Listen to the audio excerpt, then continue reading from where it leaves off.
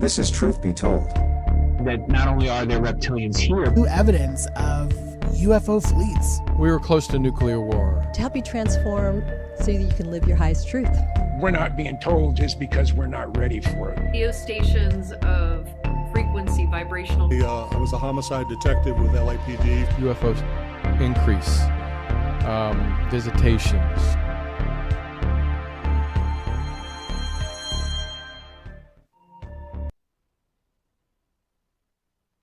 I never was a fan of pea soup, but if you ever watched the movie The Exorcist, that might actually turn you off even more. Well, today, our in-studio guest, Eileen Dietz, is very familiar with pea soup and The Exorcist. Eileen is an actress, but best known for her appearances in many horror films such as The Face of the Demon in The Exorcist. We're going to talk to Eileen about what really went on set. Was there curses? Was there hauntings? And how this movie changed her own view on the other side. Get your questions ready.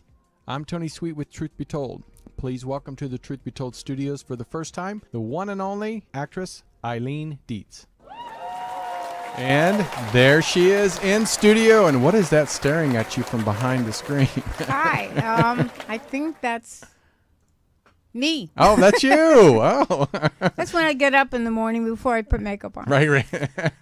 Well, I'm excited to have you in studio. Every time we have somebody in studio, it just tickles me to death, just because most, and pun intended.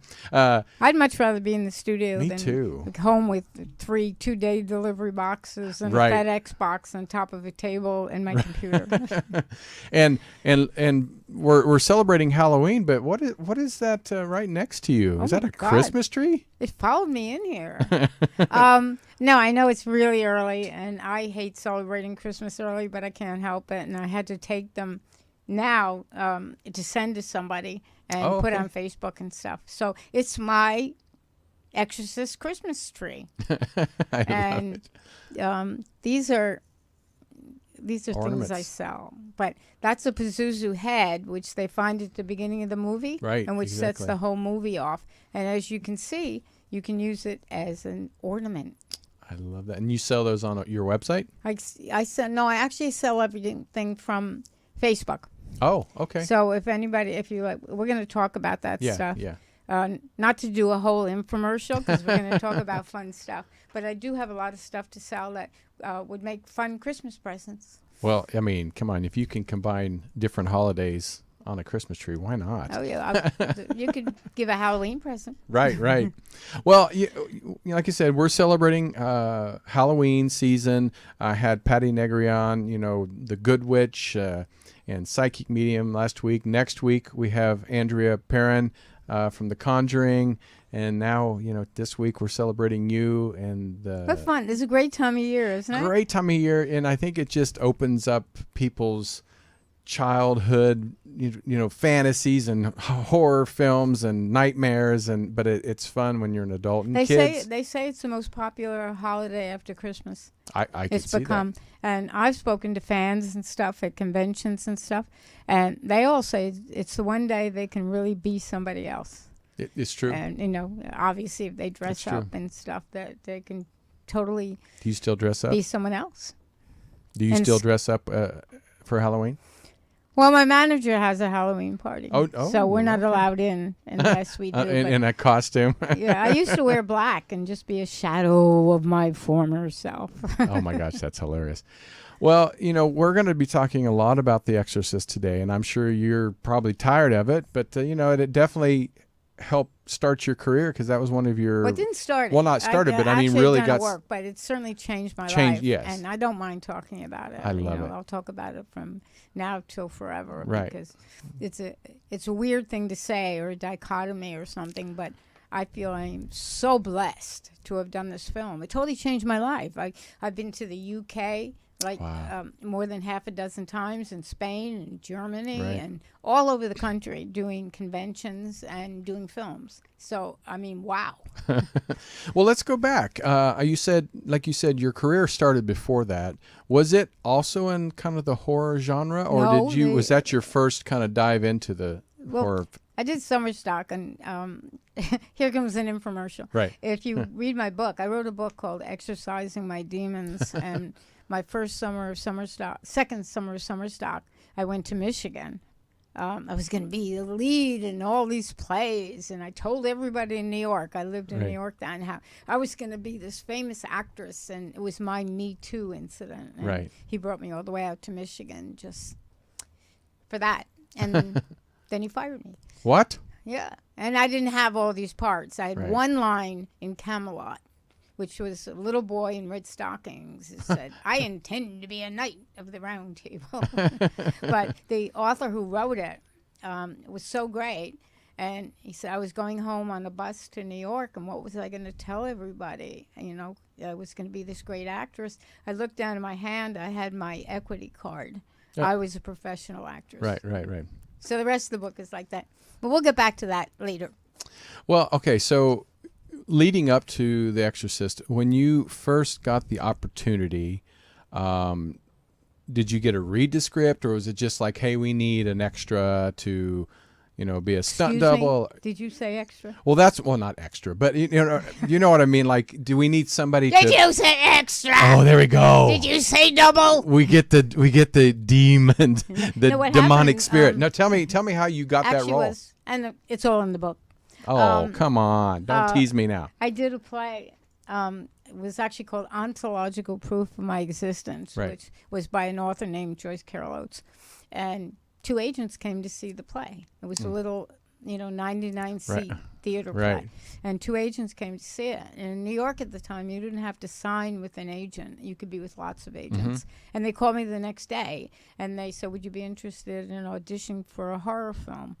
A principal part. Oh, there we go. So that's what I wanted. I never did extra then, and I've never done extra now. But Right. people like to call me a double, but that's beside the point. Well, I've heard that. That's why I said that, and because I I've forgive heard. you. Yeah, I forgive you. Thank you. But then, ironically, you having said that, if the part had been for a double or an extra, Probably wouldn't have I done never it. would have gone up Yeah. for it. My whole Yeah. life would have been different. Yeah. But I did. They did. I did. And I went to the audition. And the casting director said, well, okay, blah, blah, blah. Here's the book. Go home and read it and come back. So I did. And, of course, I read it in one setting. The book, if it can be in any ways better than The Exorcist. Most books the are. film. Yeah. And the end is totally different. Right. You don't know exactly what's going on with Reagan. Mm-hmm. But so I went home and I read it, of course, and I came back and I did this audition for her. It was like an improvisation, obviously, where I played both parts. And I said, Mommy, help me. So I did all that. And she said, well, we really like that, but we want you to come back and can you get a little weight? Now, I was really small and I was really androgynous. They wanted you to lose weight? They wanted you to lose weight? Well, yeah, because the reason people think I'm a double is because I was made up like Reagan. Oh, and yeah. I say the demon that possessed Reagan because I did all the fun stuff. Right. That was the majority of the movie was. Yeah, that. well, she did all the medical stuff. Right. Okay. And they, at the beginning with her, Mommy, what are you doing? Oh, this is Captain Howdy, which, by the way, that's where the name came from. She was playing with the Ouija board. She said, I'm talking to Captain Howdy. It's a good impression. But, and so, so anyway, that's what she said. Mm-hmm. And so I figured, I don't know if they still have them, but in the back of magazines, they had these suits, the plastic suits that would make you lose weight instantly. Oh, yeah. So I'm I sure. didn't have that. So I wrapped myself in saran wrap. Oh, to lose and I rode my water weight. bicycles through Central Park, true story. So How much did you lose? no, I don't know. I don't Enough. Apparently enough. Because then I did another audition for her, and then I went home and I said, well, how do you audition for a demon, right? Who knows? So I went to the library, and I went to libraries then. Right. And took out books on wild animals because that was the closest I could get to it. Oh, right. Like that. And I pulled the shades down. We had shades in our apartment in New York, and I made it real dark, and I lit candles, and I just created this whole atmosphere for this demon. And that's what I brought in. She said, that's great. And then I went to meet Billy Freakin, the director, Linda Blair and her mother, and Dick Smith, you know, the icon, the greatest genius of makeup that's taught everybody FX makeup that's working today, practically. And so then I went out to his studio. And he told me all kinds of stories about Dustin Hoffman. Oh, wow, that would be great. Because he worked with everybody. Yeah.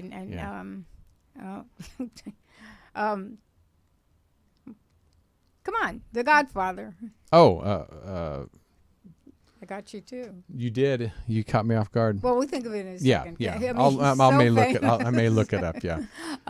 So he told us all kinds of stories, and Marlon it was the Brando. first time I wore. Marlon Brando. Marlon Brando. Sorry, Marlon. First time I wore a face mask, which is what it's just plaster. Right. And they put it over your face. And apparently Marlon Brando freaked out and he couldn't do it. But that's how they made all his cheeks and stuff. Oh, yeah. And that's how they made mine. I find it very restful because it was dark and cold. So we did that.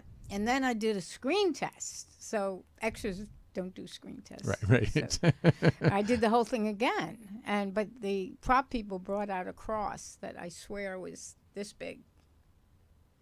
Pretty good size. It was a big cross. Yeah. It's a good size cross. A good size cross. So I played both parts again. Mommy, what's happening? Mommy, you sow, you pig. So and then we also tested some special effects, and it was funny because all the crew people that were there put on plastic, and that I was spitting. Right. You know, because there's a spitting scene, and then I got the part. Wow. And so you said you had never done a horror film. How did you approach that? I know you went and got some books and Animal, but were you nervous about that? Because some people do get really antsy when they take on a role or anything with the paranormal or supernatural. No, I get antsy when I take on a role, no matter what it is. Right. It has nothing to do with with the paranormal not anxiety, but or the excitement spiritual. of A good friend of mine once told me that anxiety or angst and joy feel exactly the same. Your stomach hurts, you can't breathe, so you might as well change the oh no into an oh wow. So when I was doing General Hospital, I did that for 2 years. For a couple of years. I loved it. Every time I walked up the stairs to the set, it was like, what am I doing here? You're like, what? I'm a fake. I'm a fraud. Right. I can't do this. There's 12 million people watching me because it was when General Hospital. Why me? I can't remember any lines. So that always, and I still do that whenever I walk on a set. Really? It's not so much like why me, but it's still. But as soon as the camera hits, and then you're fine. in character, and everything's cool. So we've heard so many stories about hauntings and that or possessions on set and all these rumors throughout the years. What was it like filming with this amazing cast and crew, makeup artists, all that stuff? But was there anything that maybe supernaturally happened during this filming at all? I'm gonna give my whole book away. Oh gosh. Okay, teasers. Give us some teasers. Teasers. Well, in answer to your first question, that is the second most question that's ever asked me at conventions: is did things really happen on the set? And I always want to say yes, because that's what people want to hear. Right. But most everything that happened was away from the set. Oh. Like the fire. Right. That happened, and nobody was there, and the whole production from beginning to end took 14 months, so people die. Yeah. My sister had a miscarriage, but it wasn't like a normal miscarriage. She had half a baby. So oh, my gosh. We can say yes. Yeah, of course. Things happen. Just in case. I've always been very spiritual, right, to answer something else. Not very religious, but very spiritual. Mm-hmm. And believe me, when I walk to the set every day, I go, dear God or spirits protect me. or who's ever out there, this is a movie. We are making a movie. This is fiction. And so take care of me. So I guess that's good. So you asked for protection. And the director, Billy Freakin, he brought a priest on the set every morning, but It was a PR gesture. Oh. Don't tell anybody I said that. Got it. He went to wardrobe before he walked out. Absolutely. Well, doing this type of film, was there anybody that you knew of or yourself that went to visit psychics or did your own research about, lost civilizations or artifacts that, did possess demonic, No, I'm a kind of actress that, unless it's helpful, right, that I think the writing is on the page. And it's your job. You can do all the research in the world. I don't know how that really helps. Right. But it's your job to figure out what the writer wanted, whether it's a soap opera that people loved. Sorry, afternoon drama. If he wrote, but like my teacher said, or Shakespeare or somebody like, or Arthur Miller or somebody like that. For them, their script is the most important thing in the world. So you should never denigrate anything, and particularly General Hospital. We had great scripts. And I had a great character because I played a girl in a mental hospital that carried a gun around in a doll's head. Oh, my gosh. Because I didn't want my roommate to leave. Wow. Okay. So there were a lot of things that happened, but they happened away from the set. But I did have one. I'm going to tell you half of the experience so that... Okay, tell half so at least we can read the book later. Exactly. And, yeah. It was so cold.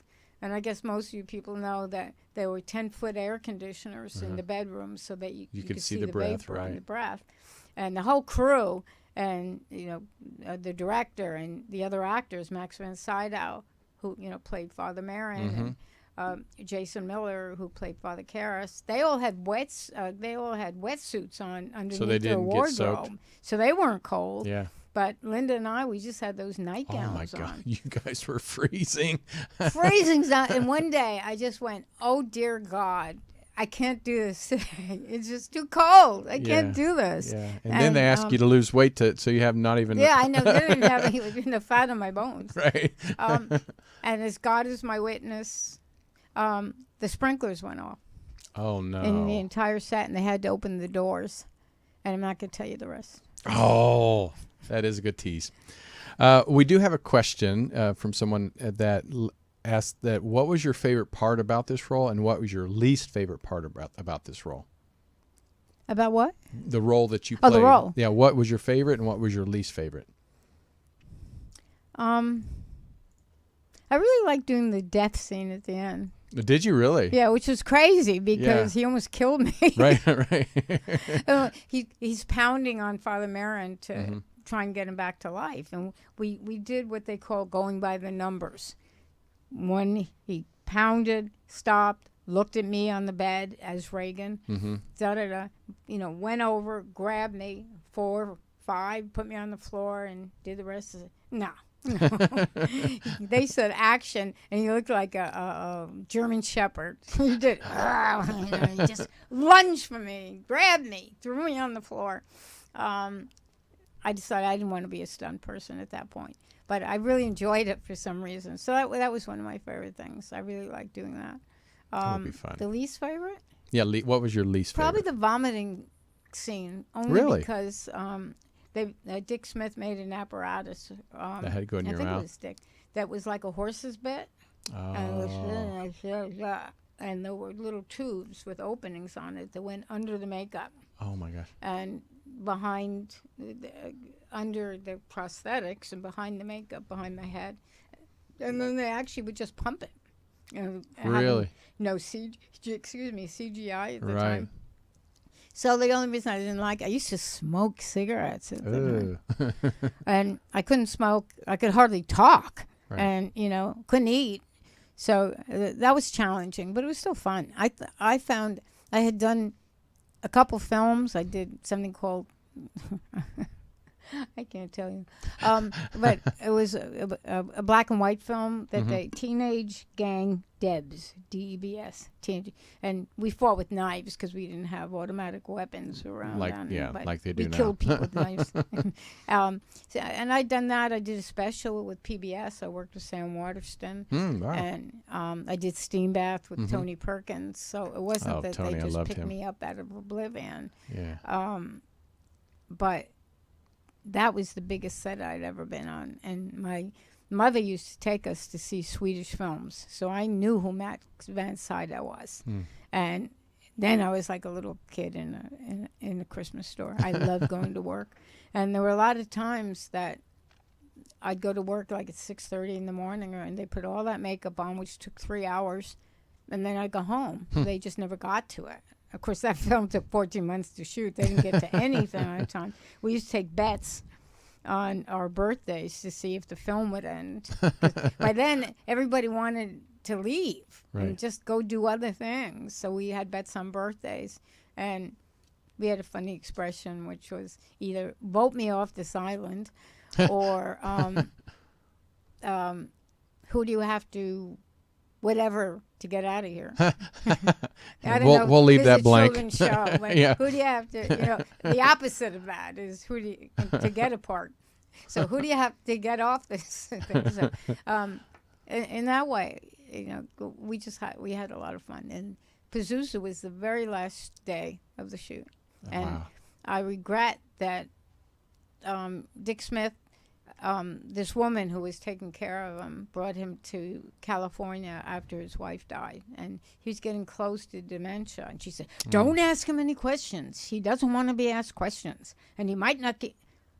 And I believed her because I believe stuff like that. So to this day, I don't know how they came up with the idea of Pazuzu, which has become the icon of the whole movie. Yeah. And Warner Brothers just put it on this new vinyl record album that came out. And that's actually great. Me going like that. That's awesome. And it's on everything. And it's become more popular than anything with Reagan or those people. Right. But I don't know. It was a makeup test they had done.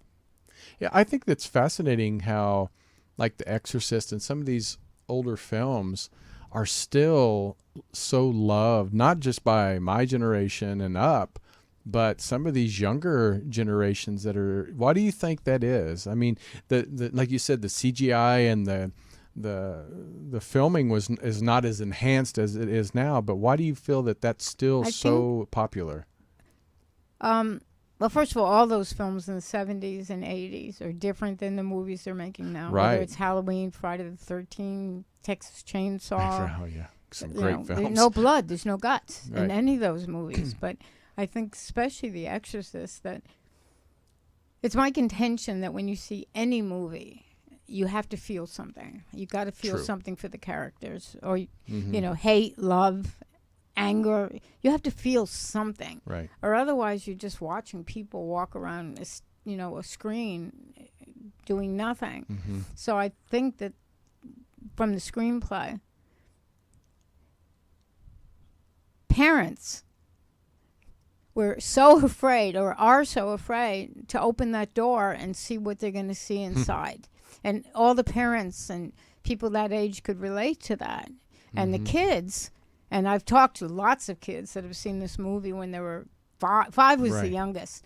They're terrified they're going to turn into the demon. And so I think even that thing is what makes that film just go on and on and on. Because they're actually terrified. The little 5-year-old said he thought there was a monster living under his bed for 5 years. But I think that was the beauty of the movie, that people could relate to them. Or if you go to the other story, they could relate to a absentee father, Yeah. And then they loved the cop, Lee J. Cobb, because he brought the humor into it. So I think there was a lot of stuff going. But really, basically, is that you identified. And Dick Smith's genius, of course, I think it's in my book, but he went from this really kind of grotesque makeup with big eyebrows and eyes and stuff like that you couldn't relate to the little scratches, basically. Scratches that got worse and worse, and everybody could relate to that. It wasn't like some demon that you couldn't relate to.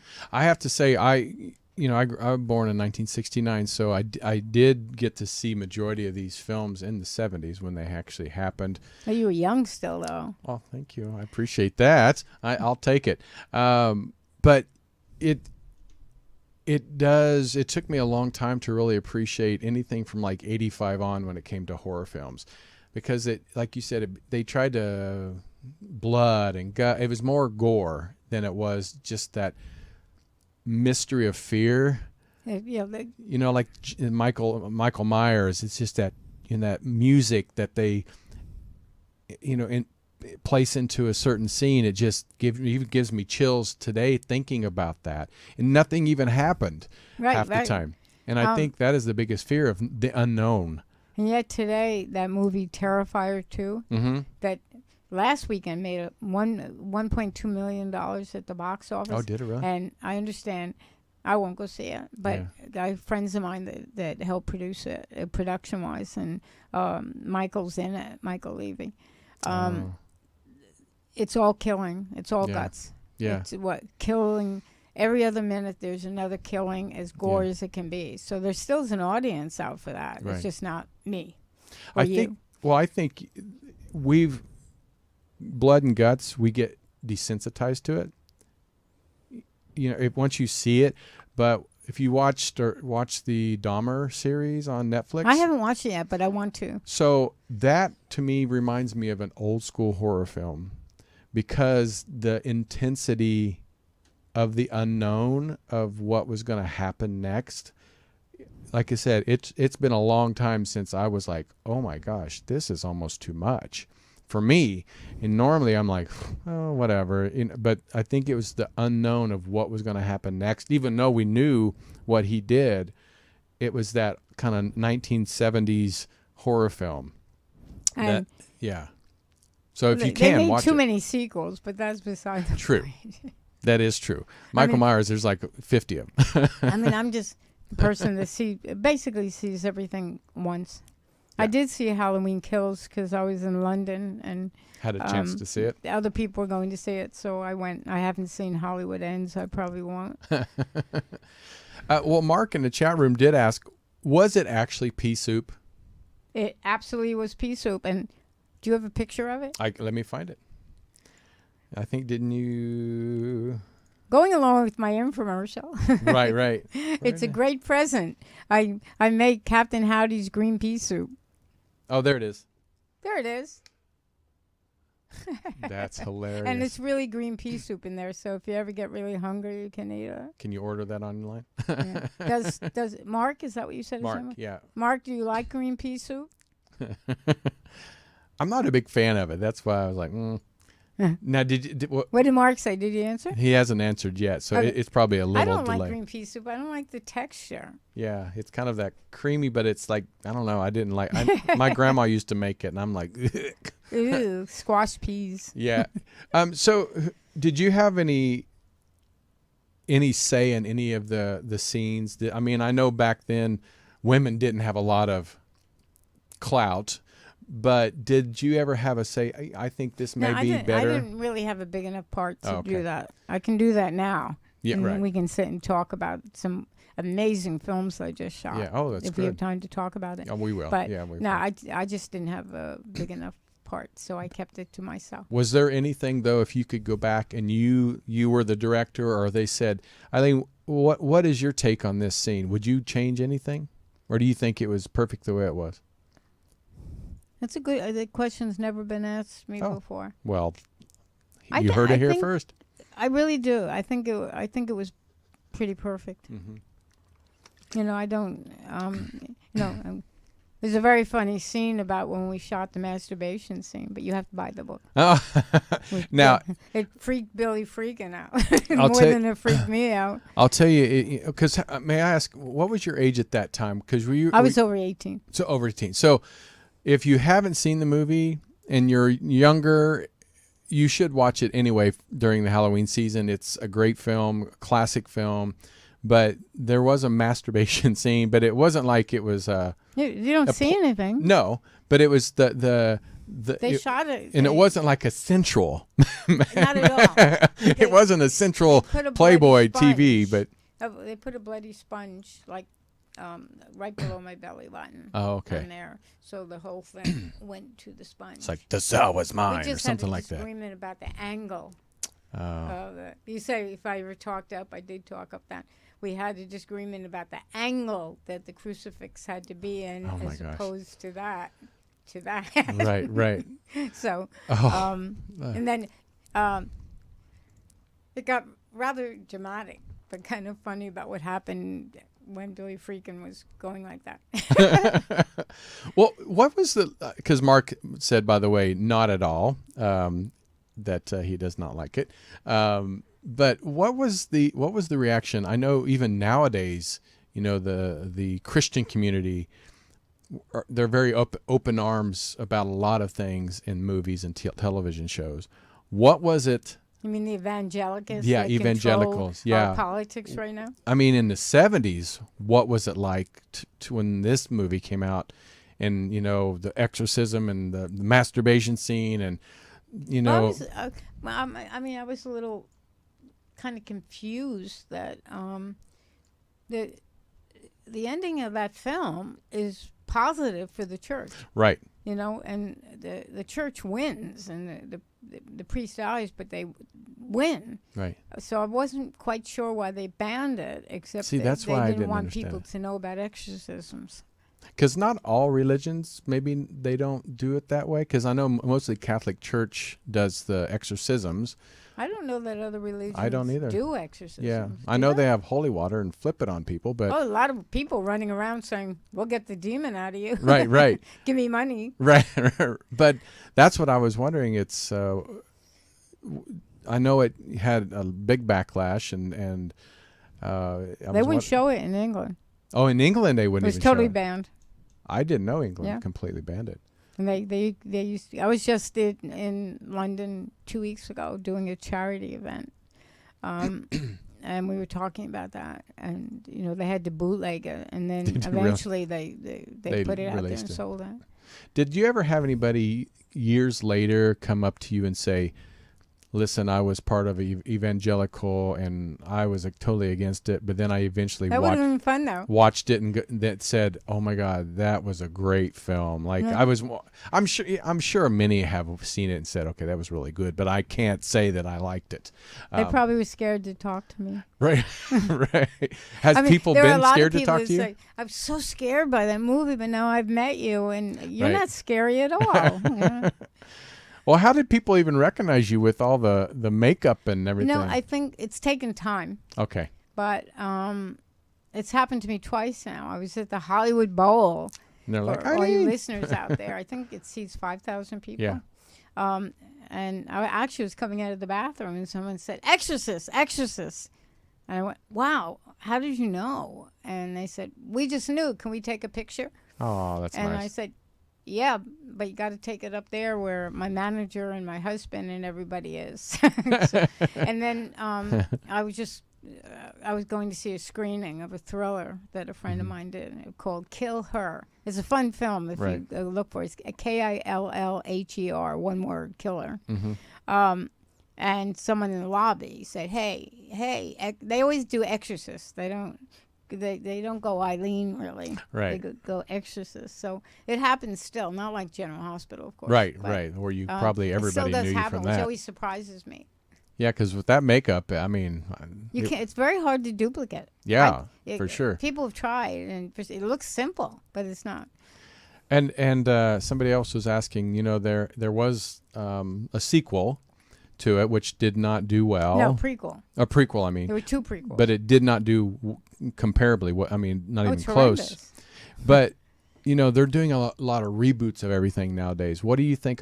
That's what they want to know. What do you think of a reboot idea of this? film? They are doing another movie. What do you think of about that? The Exorcist? Well, I'm very good friends with Michael Blatty, who is Bill Blatty, the screenwriter's son, Right. and he's just ballistic about the whole thing. He's insane about it. And then, interestingly, the man who's supposed to direct it is the one who directed Halloween Ends. Oh, And I don't know about you, people but aren't my saying Facebook good things about is it. blowing up with people who despise that movie. Yeah, everybody's saying it's not It's good. just garbage. So he's supposed to direct it, but it's not really The Exorcist. It's Ellen Burstyn is the only one from the original film who's in it, and that's because, Would you have done it if they'd asked you? of course. Oh.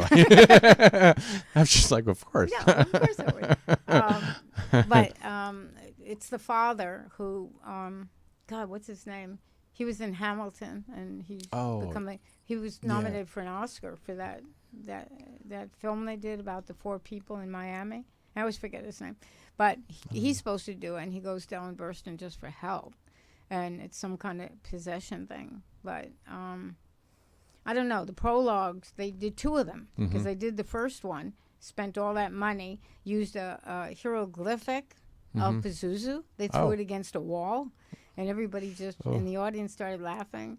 And then the main girl, she looks at whoever it is and goes, "Can I say a bad word?" Yeah.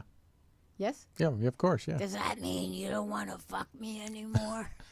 And the whole audience just went crazy. They were just bad films. And they keep saying it's the curse of The Exorcist. But it's not the curse of The Exorcist. It's that they don't have a script. Right. And that's my other contention in life. You can make any movie you want with Brad Pitt. I was going to say Paul Newman because I just read about him in People magazine. But be hard. Well, maybe you could do a ghost of actors out there right now that you love, and there's no script. You got garbage. Yeah. You know. So so after they made the movie, said it wasn't scary, it wasn't working. They redid the entire film again and fired everybody except The Exorcist, and it was just as bad. I mean, they lost a fortune on it. And then The Heretic is an awful movie. Wow. Exorcist 3, which should never have been called Exorcist. It should have been called Dominion, and it's a wonderful film. If you people are looking for a film out there, Dominion. Go get Exorcist 3. It's not about possession. It's George C. Scott. Oh, it's such very a great, scary. great actor there.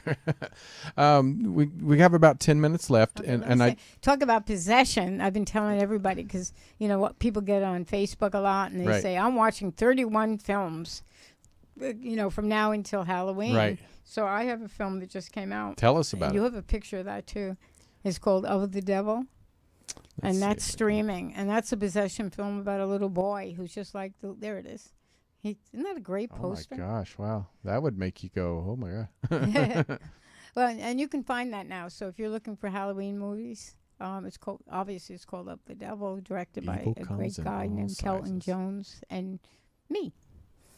And did you? What part did you play on that? I played the next door neighbor. The little boy is dying from brain cancer, and I go over there and I convince him to go to Mexico for this medical, spiritual thing, which does not bode well for the little boy. And I have a dog called Ravioli, and I can't find my dog. So I spend a lot of the movie just looking for my dog, Ravioli, and I find him, and it's a real scare jerk scare, whatever they call those things. It's I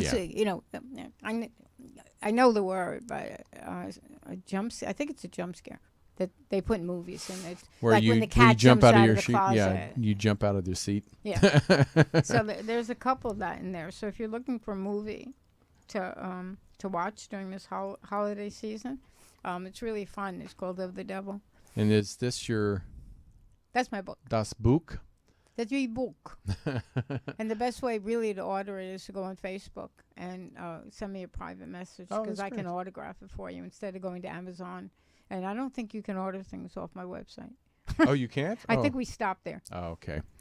And then I wanted to show these because this is what was on your Christmas tree there. There it is. And you sell these too, right? I do. And you can use them as Christmas ornaments. And what is this one? You can't put that one on your Christmas ornament. No, that's a little big, but they're really cool. No, those are really cool. They're really different. And some people say they're actually good luck. They're like gargoyles, and they protect your family. I've heard a lot of what considered negativity or negative is actually sometimes a positive protection. Well, it is a fallen angel. Yeah. And gargoyles actually were to protect and keep bad spirits away. When I lived in New York and they moved out to Long Island, my father took these 2 gargoyles somehow from the public library in New York City, and they were on their haunches. And I used to ride them. Oh, this did you really? All the fun stuff from my book. I really used to ride them and to, get away from my family and stuff and just ride them to wherever I was going. They were really cool. I don't know where they ended up. Oh, I would love to have a set of those for when I build my own house one day, hopefully. How did this change your outlook on the spirituality, on the paranormal? Did it change your outlook at all on demonic possessions, or because I'm sure it wasn't on your mind before that. Well, obviously it was mostly a religious thing, Right. And like I said, I've always been spiritual. Yeah. And I still, more so as I've gotten older, that we create our own heaven and we create we create our own hell. Right. And it's up to us really to I don't really believe there's a big God in the sky somewhere, but I believe there's a God that lives in all of us, and we can create a great day. If you wake up in the morning and say, I'm going to have a great day, and you will. And if you wake up in the morning and you say, oh God, I'm going to get sick, I have no money, that you're creating that for yourself. So that's the kind of spiritualism I believe in. I love that. Maybe there's some big spirit in the sky. I just don't believe it's a he that sits on a throne and metes out punishment. I don't believe the punishment issue either. I believe in a weird kind of karma. I think when we do something bad, we bring karma onto ourselves. It's kind of a self-punishment. So you can say, see, I did something bad to that person and then I fell down the steps. So that's karma. But it's really a self kind of punish. Does that make sense? Oh, no, I totally believe karma. I've seen it firsthand. I've had family members that were always in the public eye, amazing, but behind the scenes, there are a lot of not necessarily evil, but not good things that end up later in life. Well, are you spiritual or religious? Very spiritual. I'm spiritual. And religious or just spiritual? I used to consider myself a Christian. I still believe some of the Christian values, but not. I believe more spirituality now, meaning, that we're precious and we are all connected through our souls and our energy. That because everything in this world has rocks have energy, trees have energy. I think we're all connected in a lot of different ways. So, yeah, I would consider myself more spiritual now than religious. Kind of the domino effect. Yeah. Yeah, and I think it's just, from living out here, interviewing people, watching my mother pass away. I mean, when you start losing your loved ones, somebody you're close to, I think it changes you in a positive way in some ways. Well, you want that positive energy to be out there somehow. Yeah. And whether it's heaven. I mean, I understand why Catholic people get some kind of comfort out of believing in heaven. Yeah. But if it brings you comfort, that's what I think so too. Before we get out here, my mom, before she passed away, she told me, like, just a couple weeks before she passed away, that her mother, who she had never met, came to visit her, and I knew right then that my mother's time was short. Wow. Have she never met her mother? She was adopted? She was a year old when my grandmother left, and she stayed with my grandfather, and then she never saw her again. Wow. So, but we end up finding pictures of her, and then my mom met her sister. She never met before. But, it was... Oh, how spooky. Right? But she did. She said, my mother came to visit me last night. And I'm like, what? And then I was just like, wow. And I didn't want to poo-poo it other than just saying, I believe you. I believe you. Wow. But I knew it was coming close to her death. So... Well, anyway, you people also, you can buy the original script from The Exorcist. Oh, you have I think, do I have a copy? See, what that was all about, and sit in your living room and read parts. It's a lot of fun stuff, I think. Yeah. If this is my information. And if you order right now, today, we will throw in a pin. There you go. But you must order in the next 48 hours. She'll send you a one quill from the Christmas tree. Whatever you want. Oh, here's the pin. That's cool. Yeah. Right here. That's so pretty. Anyway, I don't want to make it a big infomercial, but I do think that obviously my book is not a horror book. It's and the whole beginning is about dreams. Oh, wow, And, that's don't good. let, because here I was, this little flat-chested, buck-toothed little girl, you know, that I want to be an actress. And I was, yeah, right. Yeah, right. like, and sure, it was close enough. Yeah. I mean, there were a lot of years in between, but it was close enough to people like Jane Mansfield and Bridget Right. Bardot and Marilyn Monroe that were all Excuse big me. people, Right. you know, big tits and stuff like that. And they look at little me going, yeah, right, right. So don't let anybody destroy your dreams. If it's an can't. actor, it's a director, it's a producer. Maybe you want to open up a wardrobe department. Maybe Right. you just want to be a mom. Maybe whatever your dream is, don't let people destroy it. Because for some Amen. reason, there are people out there that want to. Most people, because they can't reach for their dreams, and they just, or people have told them they can, or they just are too scared to try, and then they get jealous of other people's living And their parents life. can be the worst. And Parents they can be always the say, worst. No, we're just Yeah. trying to protect you. I was never like that. I just did it. I just like, I'm going, Mom and Dad, here we go. But, well, please come back and see us. Hopefully it doesn't have to be Halloween. You can come back and see us Oh, I'd anytime. like to come back and see you right before Christmas. I would love that. You got your Christmas I can- tree, yeah, I can. right? And Can bring my Christmas tree. Just give people, enough time to, if they do think it's a cute idea or a crazy Yeah. idea. maybe then, that's your calling. But Halloween and, Christmas can I tree. mention? I have to mention one other film. Sure. I did. It's a great. I think it's going to be a great little film. It's called Night of the Caregiver, and it's basically a 2-character film. Eric Roberts is in it, but he's in everything. Right. Right. Everything. He is. But it's there's no such word as basically. It either is or isn't. So it's about my character now who has throat cancer. And, Oh, wow. but she okay. invites caregivers to come down to her place just for one night because she made an agreement with the devil or Oh, the wow. devil's assistant Uh-huh. in order to live. And I just think it's just the two of us, almost the caregiver and myself, almost a cat and mouse game. And of course, you don't know. You think I'm this just sweet little lady that's living there. It hasn't come out yet. What's it called? It's called Night of the Caregiver. Night of the And Caregiver. we were going to open it in Russia because one of the producers in Russia. is this huge Russian. He's just like Arnold Schwarzenegger, and he was Mr. Universe like 3 times Oh my gosh. in Russia, and when they only had 3 TV stations, so he became a huge star because everybody. Right. And anyway, it's kind of sad. I mean, obviously, what's going on in Russia is a lot sadder than that. Right. But we were going to have a big opening in Russia, so obviously we can't do that. So I think we're gonna. It's not out yet. Well, I So can't wait to we're see gonna have all a your big stuff. opening somewhere in Beverly Hills. A lot of good movies coming out, so make sure you go to Eileen Dietz. You can look at it right below there. That's her website, and it's hername.com. And please check her out and get her book and buy the pea soup. And And actually, you can go to Eileen at eileendietz.com. That's my email. Oh, and perfect. you can ask me one question. Oh, there you go. But If you go send me a private message and you don't want to buy something, this demon's going to come get you.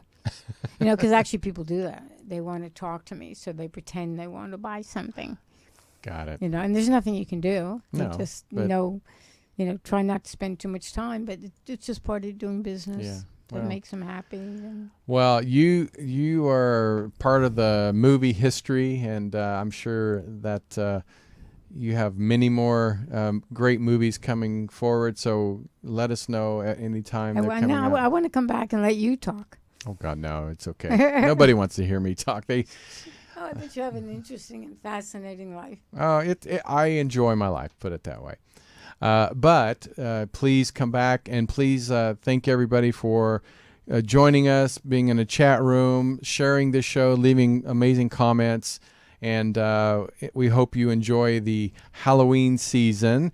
And next week we have Andrea Perrin. Her life and family's life was based on a scary, scary situation that turned and inspired the movie The Conjuring. So I'll have to say that's another great movie if you want to see something that's going to get your hairs on in. So The first one, definitely. yeah, the first one Mostly, was, yeah. oh my gosh. And talk about jump scares. Oh, that was, Or yeah. scare jumps. We watched it the other day, and I thought, okay, that's how you make the horror film. That That's thing how- by the lake that they do. yeah. Ooh, that was awesome. But make sure you tune in for Robert Hensley. He's going to be coming back soon on Mondays for the MINUTEMAN Report, and then also Wednesdays at 3 o'clock with Bonnie Burkert, and of course me right here on Fridays at 3. So until next time, I'm Tony Sweet with Truth Be Told. Take care. This has been another episode of Truth Be Told. Thank you so much for watching. Recorded live at UBN Go Studios in Burbank, California. Join us on social media. Facebook, Truth Be Told Radio. Instagram, Truth Be Told Paranormal. Go to Truth Be Told Worldwide for more information on upcoming shows.